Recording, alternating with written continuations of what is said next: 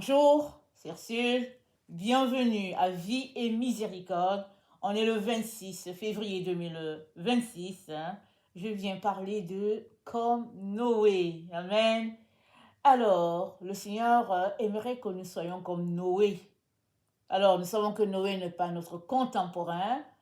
Il a vécu bien longtemps. Je ne sais pas s'il fait partie dans la catégorie, à quel rang il était. Je sais que Enoch était peut-être le 7e. Alors Noé, à quel rang est-ce qu'il était parmi le 10e ou bien... C'est pas ça qui est important, mais c'est juste pour dire, il fait partie des premiers qui ont marché avec Dieu. Ça fait très longtemps. Combien? 6 000 ans, on ne sait pas. Mais le Seigneur aimerait que nous soyons comme Noé. Alors, qu'est-ce que Noé a ou bien avait que nous pouvons apprendre aujourd'hui? Notre texte se trouve dans Genèse 6 au verset 9. Je lis dans la Bible Taube. Amen. Aujourd'hui, je suis dans la Bible Taube. Alors, souvent, c'est bien de regarder dans différentes Bibles et puis parce que souvent, les versets s'expliquent entre eux.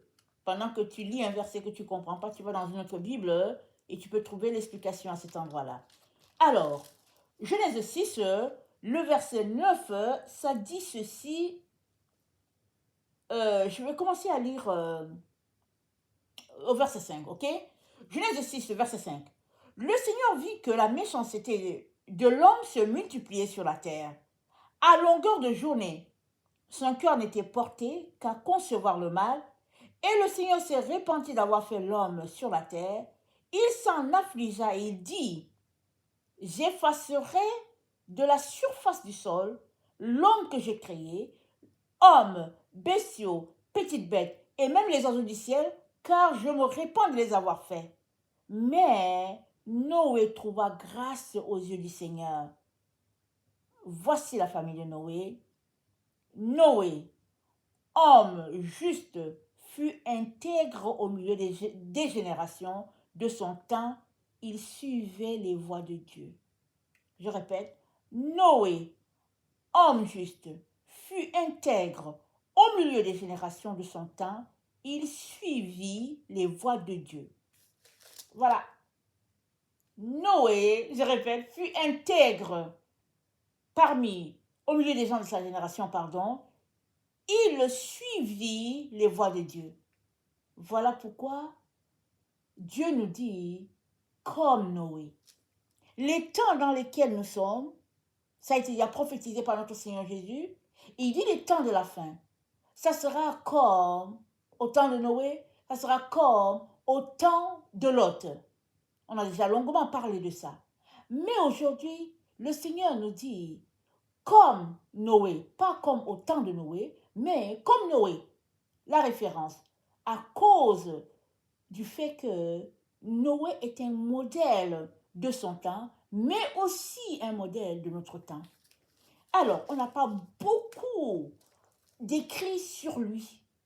Mais juste ce verset-là est suffisant pour nous révéler qui était cet homme-là, parce que c'est dit, au milieu de sa génération, des gens pervertis, méchants, cruels, Noé suivit les voies de Dieu.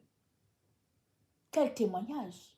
Amen. Quel témoignage! Juste une phrase pour décrire qui était l'homme. Il craignit l'Éternel, alors que les autres se pervertissaient dans toutes sortes de comportements ignobles, abominables.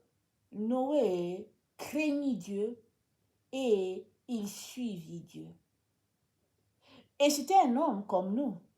Il n'était pas un super homme. Il était un homme, un humain. Ça veut dire que toi et moi pouvons suivre son exemple. C'est ça que ça veut dire. Alors, au verset 5 de Genèse 7, une autre phrase distingue Noé des autres. Genèse 7, le verset 5, c'est dit, Noé se conforma à tout ce que le Seigneur lui avait prescrit.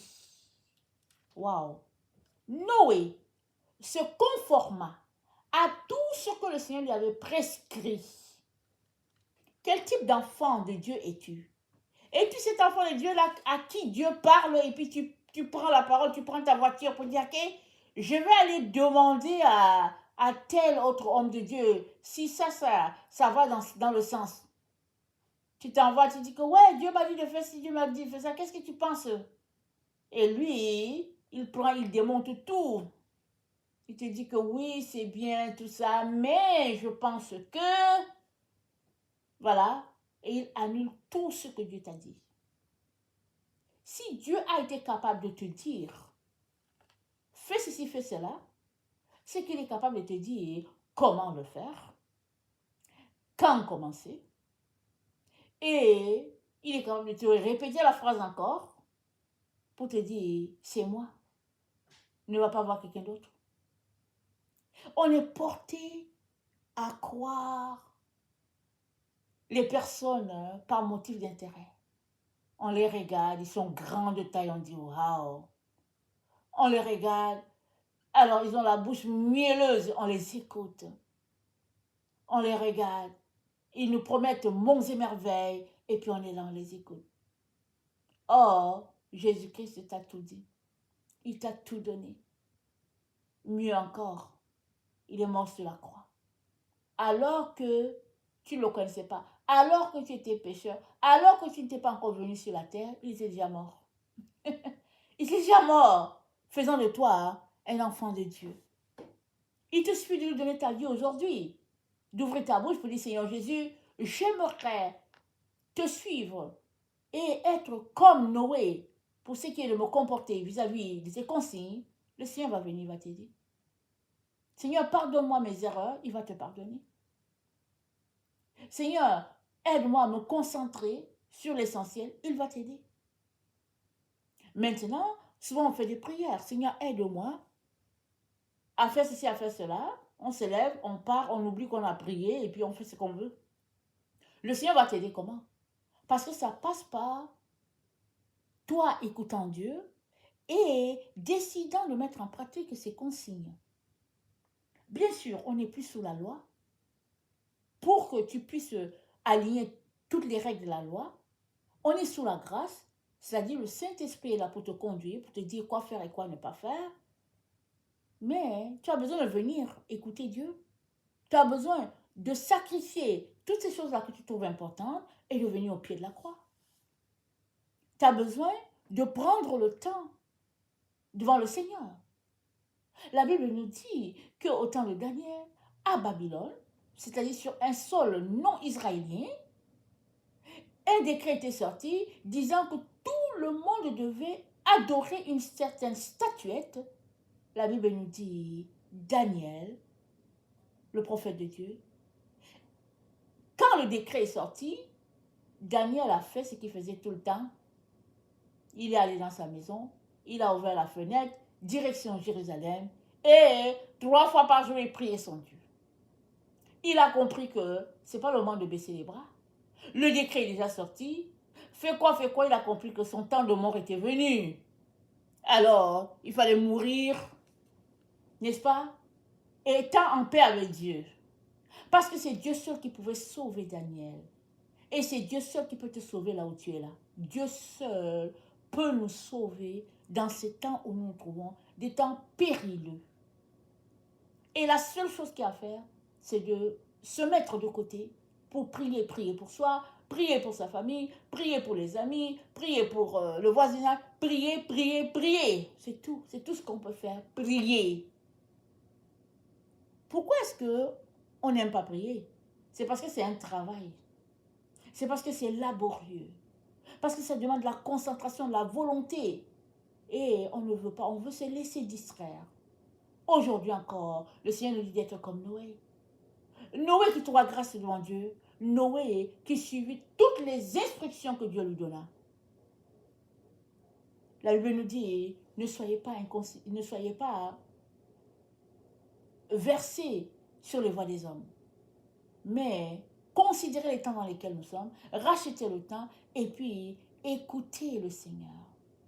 Mettez-vous en relation de paix les uns avec les autres, de telle sorte que querelles, médisances, toutes ces choses doivent être évitées afin que celui-là qui est supposé régner puisse régner dans nos cœurs et que sa grâce puisse abonder pour tout le monde.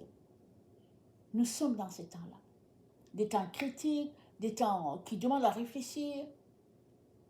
Mais le Seigneur nous dit, n'ayez pas peur. La peur ne vient pas de Dieu. N'ayez pas peur. Il nous dit, soyez zélés, soyez fervents d'esprit. Et qu'est-ce que nous sommes appelés à faire dans ce temps?